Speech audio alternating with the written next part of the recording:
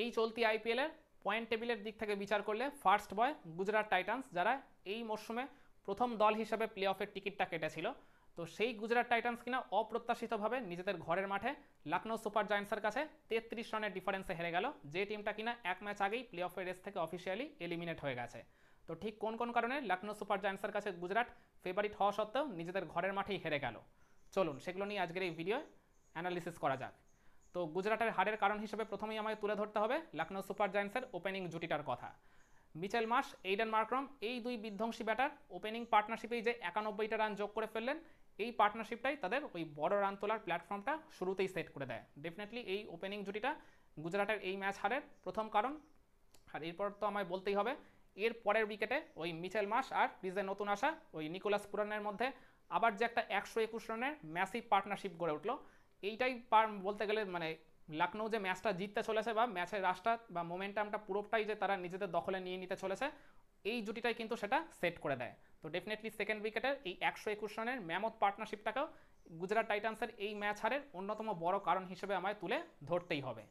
আর এরপর আমায় বলতে হবে ওই তাদের ডেঞ্জারাস ওপেনার মিচেল মার্শের ওই 64 বলে 117 রানের বিধ্বংসী ইনিংসটার কথা। যে পার্টিকুলার ইনিংসটা তিনি সাজিয়েছেন 10টা 4 8টা বিশাল ছক্কার মাধ্যমে। আর এই ইনিংসটার খেলার মধ্য দিয়ে তিনি কিন্তু ওই দুইটা গুরুত্বপূর্ণ পার্টনারশিপ গড়ে তুলেছিলেন, প্রথমে ওপেনিংয়ে 91 রানের আর তারপর ওই নিকোলাস পুরানকে সঙ্গে নিয়ে 121 রানের।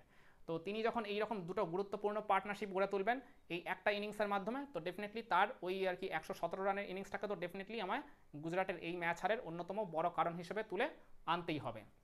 আর এরপর তো আমায় বলতেই হবে নিকোলাস পুরানের ওই 56 রানের ইনিংসটার কথা। তিনি যদি ওই ইনিংসটা ওই সময় দাঁড়িয়ে থেকে ডেলিভার না করতেন বা তিনি যদি তার ইনিংসটাকে একটু মন্থর করে ফেলতেন, তাহলে কিন্তু লখনৌ সুপার জায়ান্টস কখনোই এই ধরা ছোঁয়ার বাইরে তাদের স্কোরটাকে নিয়ে যেত না, 235 অবধি উঠতে পারতো না বলে আমি মনে করি। আরও হয়তো 15 থেকে 20টা রান তারা কম করতো, আর তাহলে কিন্তু ডেফিনেটলি গুজরাট টাইটান্স এই ম্যাচ জয়ের জন্য অন্যতম ফেভারিট হয়ে যেত। তো নিকোলাস পুরানের ওই 200+ স্ট্রাইক রেট মেনটেন করে 27 বলে 56 রানের ওই অপরাজিত ইনিংসটাকে আমায় এই ম্যাচে গুজরাটের হারের কারণ হিসেবে তুলে ধরতেই হবে। আর এরপর তো আমায় বলতে হবে গুজরাটের এই ওভারঅল বোলিং লাইন আপের পুয়ার বোলিং পারফরমেন্স, বা তাদের পার্টিকুলারলি দুই স্পিনার যাদের উপর তারা এত ভরসা করে, রাশিদ খান আর সাই কিশোর। এই দুজনও কিন্তু খুবই যাচ্ছে তাই পারফরমেন্স করেছেন। সাই কিশোর একটা উইকেট জেনারেট করেছিলেন, তিনি ওপেনিং জুটিটা আর কি ভেঙেছিলেন ঠিকই, কিন্তু তারপরও তার বোলিং ইকোনমি ওই জায়গায় দেখাচ্ছে প্রায় 12 ছুঁই ছুঁই, যেটা একেবারেই সাই কিশোর সুলভ পারফরমেন্স নয়। আর এছাড়া রাশিদ খানের কথা তো বলতেই হবে, তিনি প্রথম 2 ওভারে এতই ঠ্যাঙানি খেয়েছেন, 2 ওভারেই 36 রান দিয়ে দিয়েছিলেন, সেই কারণে তার কোটার পুরো 4টা ওভারও কমপ্লিট করার সাহস পাননি মানে তাদের ক্যাপ্টেন শুভমান গিল।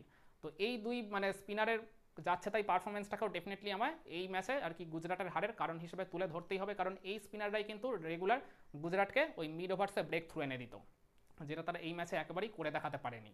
আর এরপর গুজরাট টাইটান্সের ওই ওপেনিং জুটি শুভমান গিল আর সাই সুদর্শন, যারা কিনা ওপেনিং স্ট্যান্ডেই বড় রান তুলে প্রতিপক্ষকে শুরুতেই চাপে ফেলে দেয়। আগের ম্যাচেও তারা 205 রানের একবারে অপরাজিত পার্টনারশিপ গড়ে প্রতিপক্ষের থেকে একবারে ম্যাচই ছিনিয়ে নিয়েছিল।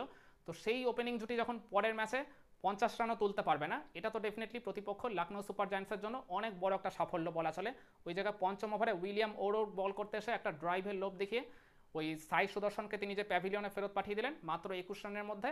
আর ওই জায়গায় 46 রানে তাদের যে ওপেনিং জুটিটা ভেঙে গেল, মানে সফল ওপেনিং জুটি বলা চলে এই সিজনে।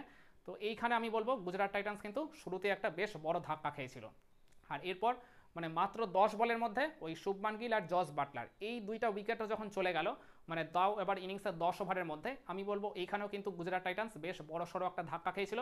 কারণ মানে গুজরাট টাইটান্সকে এই মরশুমে তাদের ব্যাটিংয়ে বেশিরভাগ সাফল্য এনে দিয়েছেন তাদের ওই টপ 3 ব্যাটার। বেশিরভাগ ম্যাচে কিন্তু এই টপ 3 ব্যাটারের মধ্যে যে কোনো একজন ইনিংসের প্রায় শেষ পর্যন্ত মানে অন্তত 15 বা 16 ওভার পর্যন্ত তারা ক্রিজে দাঁড়িয়ে থাকে। তারা যদি দাঁড়িয়ে থাকে তাহলে কিন্তু বেশিরভাগ ক্ষেত্রেই দেখা গেছে গুজরাট ম্যাচ বের করে ফেলেছে বা তারা ম্যাচটা জিতে গেছে।